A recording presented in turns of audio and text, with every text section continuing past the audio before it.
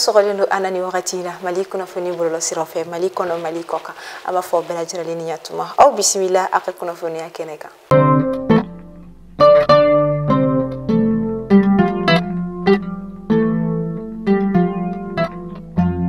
An ministre ɲɛsinnen do kɛnɛya ko ma ni o ye ministre de la santé du développement social du Mali ni o ye colonel Assa Bajalo ale kɔni projet dɔ kɔni sigi sen kan ni o kɔnte dɔ wɛrɛ campagne dɔ walasa ka se ka mɔgɔ kɔni lakodɔnniya fɛn min ka dɔn ka fɔ an ko bana min ma ko dengue fo ka taa se Zika ani chikungunya o kɔni ma Bamako faba kɔnɔna la campagne kɔni mina kɛ ka se ka mɔgɔw kɔni ka o lakodɔnniya ka ɲɛfɔli kɛ u ye ni bana saba ninnu kan ka da kan a bɛɛ bɛ sɔrɔ sosokinda de kɔni fɛ.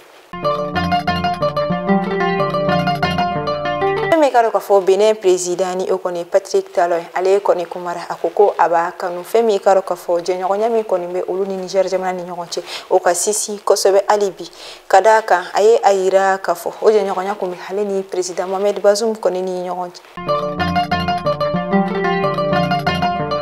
Parti politique opposé à la transition ni o kɔni parti politique minnu kɔni fanga sinamatɔw ye olu kɔni farala ɲɔgɔn kan ka hakilina di kɛ k'a yira k'a fɔ ko u ka jɛ k'u bolo fara ɲɔgɔn kan fɛn min ka dɔn k'a fɔ ka furancɛ fanga dɛmɛ walasa a kɔni bɛ se ka kɛ basigi ani hɛrɛ kɔnɔna la cogoya min na wala ɲini camanw bɛ se ka sabati cogo min na ka d'a kan u y'a ye k'a fɔ an bɛɛ lajɛlen kelen kelen ka hɛrɛ bɛ o kɔni de la.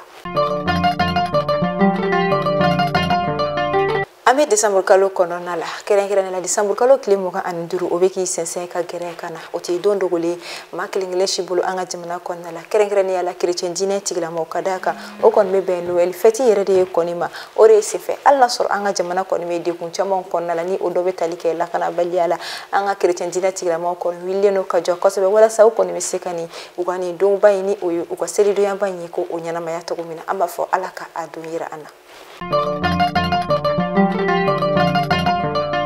I n'a fɔ a bɛ fɔ cogoya min na an ka jamana ba Maliba ale ni Burkina Faso kɔni bolo dilen do ɲɔgɔn ma baarakɛ ɲɔgɔnya dɔ kɔni okumu kɔnɔna la o de senfɛ décembre kalo tile 20 tɛmɛnen san 2023 fɛn min ka dɔn k'a fɔ banbagaci diinɛ tigilama olu yɛrɛ kɔni nɔminɛ la Dinanguru dugu kɔnɔna la fɛn min ka dɔn k'a fɔ an ka finitigilakaw ale ni Burkina finitigilakaw kɔni jɛra ka taa tugu u la ka da kan u bolila k'u kunda Burkina kan o taara sɔrɔ Burkina finitigilakaw b'u ɲɛ maa minnu sera ka kisi o wagatinin na olu kɔni seginna k'a fɔ k'u bɛ segin ka don Mali kɔnɔna la ka da kan Dinanguru kɔni bɛ Mali ni Burkina frontière de kɔnɔna u nana sɔrɔ an ka jamana finitigilakaw fana kɔni bɛ yen nɔ ta kɔni tugula ni kelenkelenna bɛɛ lajɛlen an b'a fɔ Ala ka ni jamana kelenkelenna bɛɛ lajɛlen fanga se Ala ka Ala kana sinsin kosɛbɛ farafinna kɔnɔna la. A dogolen tɛ masi la an bɛ wagati min na i ko sisan tile filanin na nɛnɛ kɔni fanga ka bon kosɛbɛ a barika ka bon kosɛbɛ o de kama fɛn min ka dɔn k'a fɔ Météo Mali ma olu kɔni ye communiqué dɔ kɔni bila ka kunnafoniya ninnu kɔni di ka d'a kan u ye a yira k'a fɔ ko nin nɛnɛ min kɔni bɛ ka jigin tile filanin na ko a kɔni bɛna degun se fɛn min ka dɔn k'a fɔ maakɔrɔbaw de ma ani denmisɛnnin fitinin ma ka d'a kan olu de kɔni bɛ se ka degun sɔrɔ a la kosɛbɛ o de kama ɲininkali tɔ min bɛ to fɛɛrɛ jumɛn bɛ se ka sabati walasa ka se ka olu fana tanga.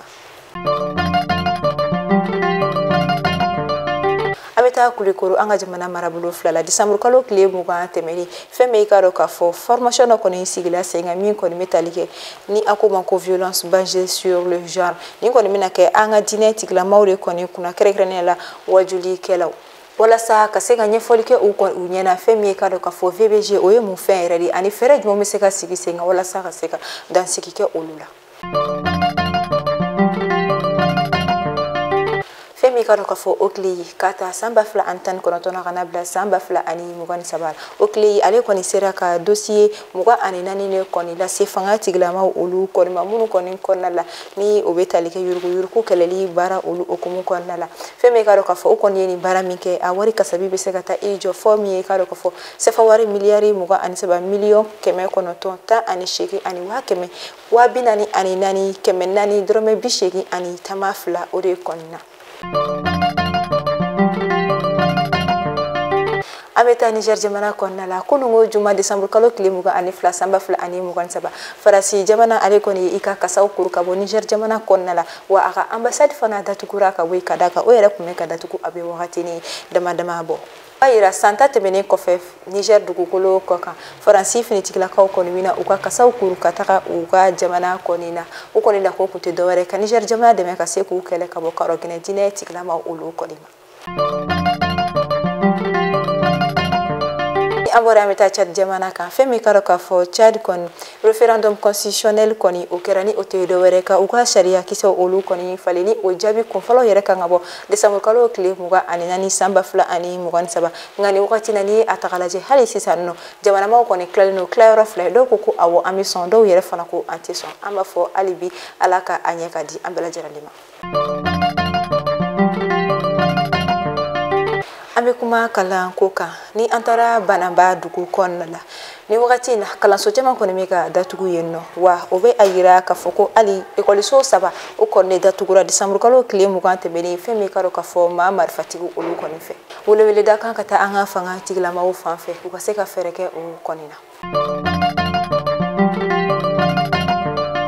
kalanko okumu kelin konnala ni atakalaje nyina koni defu tebede en kofe machine ma orienté gata lycée privé la bela jara den bela gata lycée public la o sen lycée public chama koni fara kosobe fo ga placer ko koni ke maula ola o koni de kumba e kosobe la ko limetru anini e ko liso kalankela ulu kelina bela jara makada kani akela mangachila o be keno famnyali o bigale ya kosobe